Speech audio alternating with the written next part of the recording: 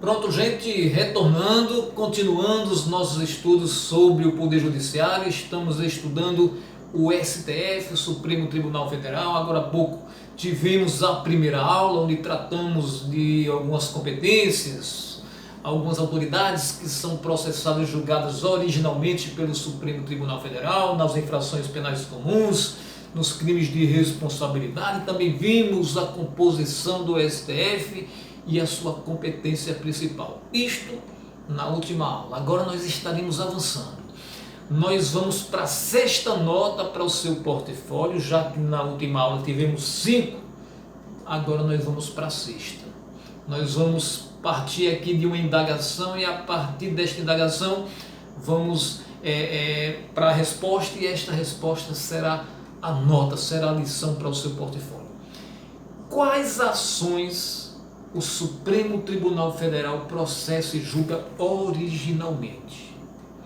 Não estamos falando de ações que chegam ao Supremo Tribunal Federal pela via recursal, que começou lá embaixo e veio subindo até chegar ao Supremo Tribunal Federal. Não estamos falando deste tipo de ação. Não estamos falando deste tipo de contenda, deste tipo de conflito, não é? Estamos falando daquelas ações, aqueles conflitos que chegam ao Supremo Tribunal Federal originalmente, que precisam ser processadas e julgadas fatalmente no Supremo Tribunal Federal. Quais ações o Supremo Tribunal Federal processa e julga originalmente? E aqui nós temos diversas delas, a partir da linha A do inciso 2º artigo 102 da nossa Constituição. Nós vamos passar uma por uma nesta nossa sexta lição para o seu portfólio. Primeiro, a ação direta de inconstitucionalidade de lei ou ato normativo federal ou estadual, e a ação declaratória de constitucionalidade de lei ou ato normativo federal. Aqui nós temos uma ação direta de inconstitucionalidade e uma ação declaratória de constitucionalidade. Duas ações do controle concentrado. Controle de constitucionalidade será assunto para o futuro. Em tempo oportuno estaremos enfrentando isso, mas agora, para este momento, só anote que as ações diretas de inconstitucionalidade e as ações declaratórias de constitucionalidade são processadas e julgadas originalmente pelo Supremo Tribunal Federal. Não vamos discorrer mais sobre ela porque não é momento apenas de registro. Duas ações, ação direta de inconstitucionalidade e ação declaratória de constitucionalidade, e a terceira é a arguição de descumprimento de preceito fundamental. Não está na sequência aí do inciso 2, a linha não, está lá no parágrafo 1º, mas como também é uma ação do controle concentrado de competência original do Supremo Tribunal Federal, estamos trazendo, né, a arguição de descumprimento de preceito fundamental, a ADPF, a sigla é essa, ADPF. Decorrente desta Constituição, será apreciada pelo Supremo Tribunal Federal na forma da lei. Existe a lei regulamentando a ADPF e o Supremo Tribunal Federal tem esta competência também original de processar e julgar uma arguição de descumprimento de preceito fundamental. É a terceira. Mais uma ação de competência originária, né, do Supremo Tribunal Federal. O habeas corpus, a ação de habeas corpus sendo paciente. É bom que a gente recorde quem são os sujeitos do habeas corpus, né? Nós temos o paciente, nós temos o impetrante e nós temos o coator. O paciente é aquele que se beneficia da ordem de habeas corpus. Então, o Supremo Tribunal Federal estará processando e julgando uma ação de habeas corpus originalmente, sendo paciente qualquer daquelas autoridades, que são processadas e julgadas originalmente pelo Supremo Tribunal Federal nos crimes, nas infrações penais comuns. Presidente da República, vice-presidente da República, senadores, deputados, PGR, o Procurador-Geral da República, Advogado-Geral da União, ministros de estados, comandantes da Marinha, Exército e Aeronáutica, os ministros do Supremo Tribunal Federal, os ministros dos tribunais superiores do Poder Judiciário, ministro do dos tribunais de conta. Nós temos ainda os chefes de missão diplomática de caráter permanente. Todo esse pessoal aí, se figurar como paciente de um habeas corpus, paciente é aquele que será beneficiado pela ordem de habeas corpus. Esta ação de habeas corpus será processada e julgada originalmente no Supremo Tribunal Federal, quando essas autoridades figurarem como paciente, né? Mas não é somente o habeas corpus, também o habeas data. Olha, veja só, o habeas corpus sendo passivo de qualquer daquelas autoridades, e a aproximação é o habeas data, contra atos do presidente da República, das mesas da Câmara dos Deputados e do Senado Federal, do Tribunal de Contas da União, do Procurador-Geral da República e do próprio Supremo Tribunal Federal. Estamos sempre com aquelas autoridades de cúpula dos poderes, do Ministério Público. Então, assim como o habeas corpus, quando tem como paciente essas autoridades, também o habeas data será de competência original do Supremo Tribunal Federal, seu processamento e julgamento, quando esse habeas data for contra atos do presidente da República, das mesas da Câmara dos Deputados, do Senado Federal, do Tribunal de Contas da União, Procurador-Geral da República e do próprio Supremo Tribunal Federal. O habeas data é o remédio constitucional para garantir o direito de acesso à informação. Acesso à informação, correção de dados que estão ali erroneamente dispostos em arquivos públicos. Então, se esta negativa de acesso à informação ou de correção ou complementação de dados for perpetrada por presidente da República, por uma das mesas da Câmara dos Deputados do Senado Federal, pelo Tribunal de Contas, Procurador-Geral da República ou do próprio Supremo Tribunal Federal, algum ministro ali do Supremo, então esse habeas data originalmente também será processado e julgado pelo Supremo Tribunal Federal. E vamos para frente, né? O litígio entre Estado estrangeiro ou organismo internacional e a União, o Estado, o Distrito Federal ou território.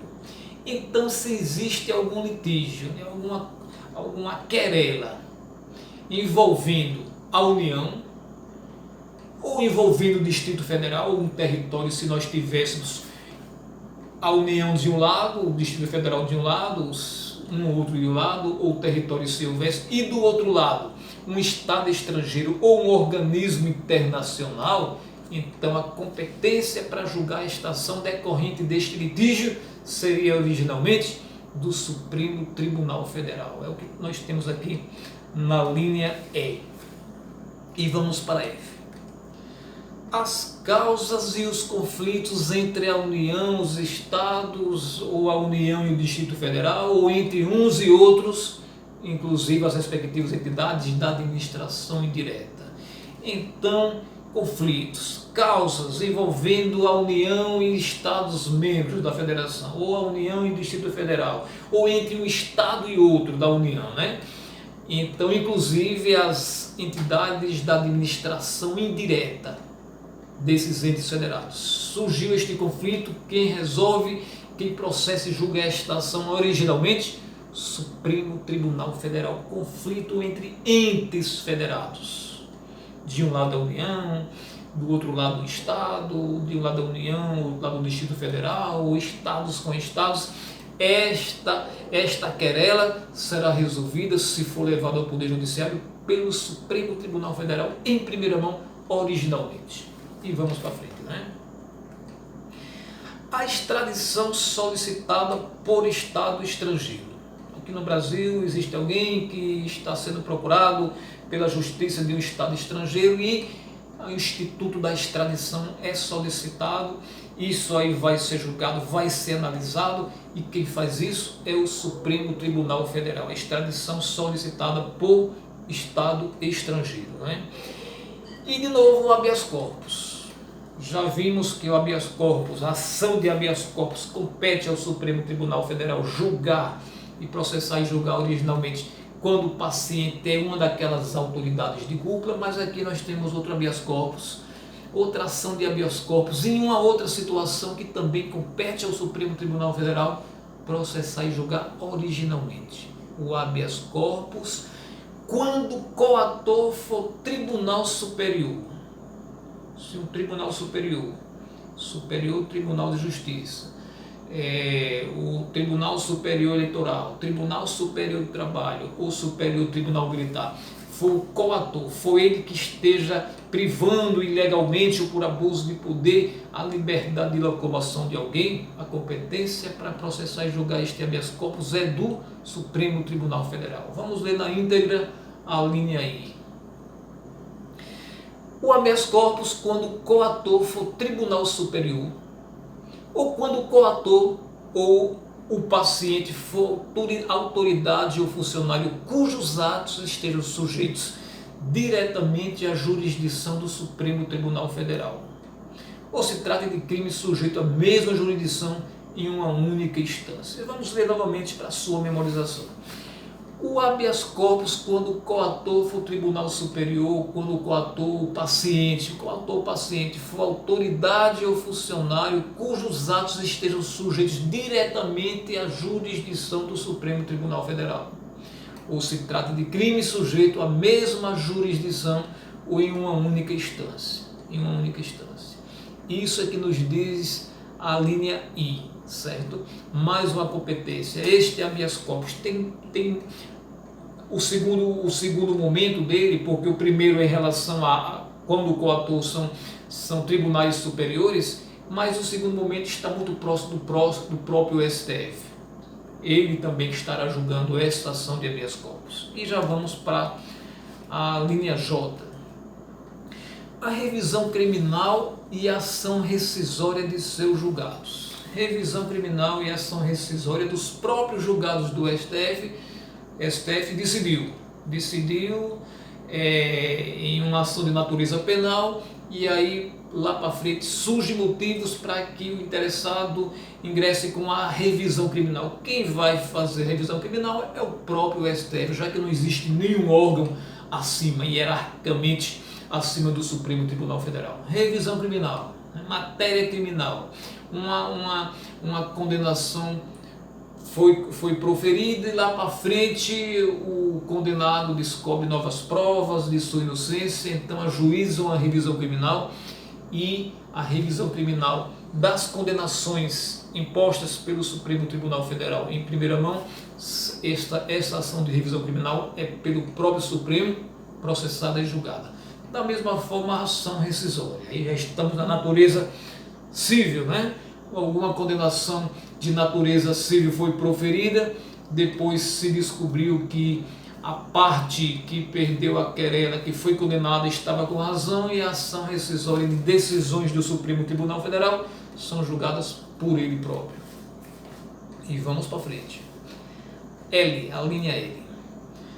A reclamação para preservação de sua competência e garantia da autoridade de suas decisões. Supremo Tribunal Federal decidiu de uma maneira específica, determinada, e lá embaixo, os tribunais que estão abaixo hierarquicamente do Supremo Tribunal Federal, ou os juízes estão, ou mesmo os administradores, estão desrespeitando aquela decisão do Supremo Tribunal Federal, ele pode ser provocado por uma reclamação.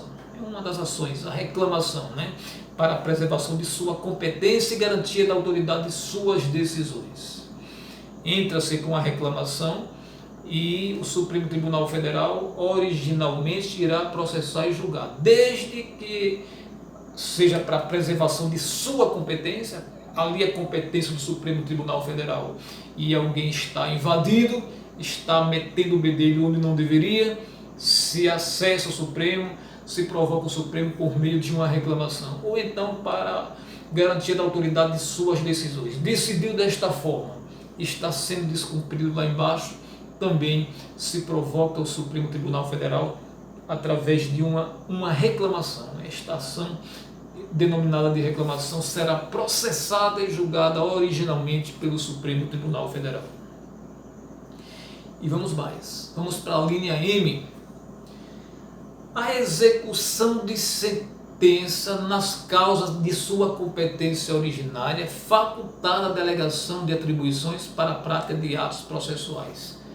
O Supremo Tribunal Federal condenou, sentenciou condenando, proferiu um acórdão condenando alguém, mas aí precisa da execução. Nós temos duas fases, a fase de conhecimento e a fase de execução. Conheceu-se se chegou ao veredito de que aquela pessoa é culpada, precisa cumprir a sua pena, mas aí já entra a história da execução penal.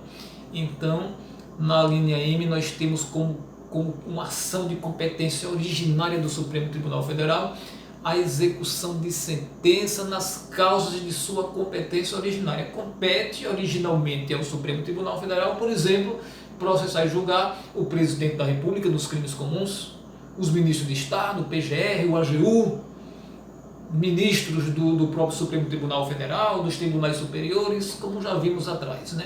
Então, e a execução da sentença proferida contra essas autoridades? É competência original também do Supremo. A execução de sentença nas causas de sua competência originária. Agora, nesta situação, é facultada a delegação de atribuições para a prática de atos processuais. Atos processuais ele pode delegar, isto é facultado. Delega se quiser. A linha N. Também uma competência original do Supremo Tribunal Federal, ações em que todos os membros da magistratura sejam direta ou indiretamente interessados. Uma ação aí, um pleito qualquer, em que todos os membros da magistratura, seja diretamente ou seja indiretamente, estejam interessados, será processado e julgado no Supremo Tribunal Federal. Tem mais. Além da ação em que todos os membros da magistratura sejam direto e diretamente interessados, e aquela em que mais da metade dos membros do tribunal de origem estejam impedidos ou sejam direta ou indiretamente interessados. Uma ação está em curso lá num dos tribunais superiores ou mesmo em um dos tribunais intermediários, Tribunal de Justiça dos Estados, os TRFs da vida, e de repente, naquela ação se verifica que mais da metade dos membros do tribunal de origem para aquela ação, estejam impedidos. Instituto do impedimento da suspeição. E não fala em suspeição, fala em impedimento. Impedidos ou que sejam diretamente interessados. Mais da metade são interessados nesta ação, ou mais da metade estão impedidos por algum motivo. Então manda-se para o Supremo Tribunal Federal e isto será uma competência originária sua. E vamos para frente, Nós vamos agora para a linha O. Estamos falando de ações cuja competência original é do Supremo Tribunal Federal.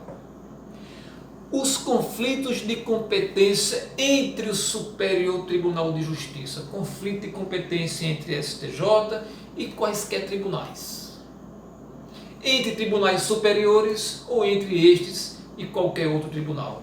Então, conflito de competência entre tribunais, não se sabe de quem é a competência para julgar tal causa. Às vezes surge realmente esta dúvida, Esta competência originalmente é minha, tal tribunal diria, o outro reclama que é sua, ou então o contrário, chega-se para um tribunal e ele não aceita, não, essa competência é do outro tribunal. Aí o outro acha que não é minha, fica naquele impasse. Então, surgindo esses conflitos de competência entre o Superior Tribunal de Justiça e quaisquer tribunais, ou entre tribunais superiores, um com o outro, ou entre estes tribunais superiores e qualquer outro tribunal, conflito de competência entre tribunais. Surgiu, quem vai decidir é o Supremo Tribunal Federal, originalmente. Competência sua em primeira mão. A linha O, e já vamos para a linha P. O pedido de medida cautelar nas ações diretas de inconstitucionalidade. A primeira das ações de competência original do Supremo Tribunal Federal que nós vimos foi a ação direta de inconstitucionalidade, ação do controle concentrado. E aí, os pedidos de medida cautelar, antes de se julgar o mérito por completo. Cautelarmente, né, se pede ao Supremo Tribunal Federal o pedido de medida cautelar nas ações diretas de inconstitucionalidade, naturalmente que é uma competência do Supremo, porque se já é o Supremo que em primeira mão, originalmente, processa e julga uma ação direta de inconstitucionalidade, claro que as cautelares que porventura surjam no curso do processo também serão de competência do próprio Supremo Tribunal Federal. Creio que nem precisaria ter este dispositivo aqui, né? Que isso já está entendido na estrutura geral. E a linha Q, o mandado de injunção. Estamos aí diante de outro remédio constitucional.